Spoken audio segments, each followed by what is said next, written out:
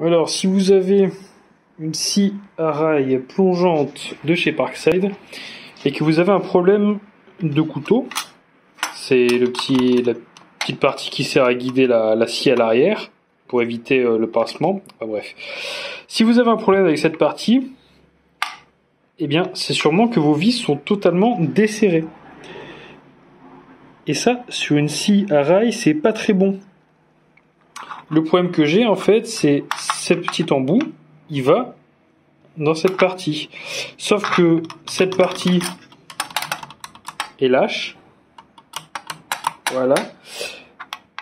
Et celle-ci aussi.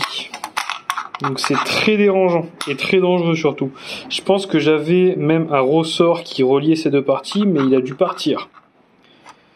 Donc pensez à bien serrer. Ce sont des vis qui n'ont pas de colle de desserrage.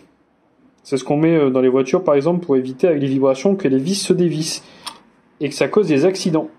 Alors ça y est, je viens de mettre ma petite colle anti-desserrement sur mes pas de vis et voilà. Ça c'est censé être un fonctionnement normal d'un couteau. Il descend et il rentre. Bon, là je devrais avoir mon petit ressort, mais c'est pas très grave pour l'instant, je le mettrai après. Par contre, je vais en profiter de l'avoir ouverte pour mettre un peu de scotch, parce que la sortie d'expulsion, enfin d'extraction, elle flotte un peu. Du coup, je vais mettre un petit scotch pour grossir le diamètre.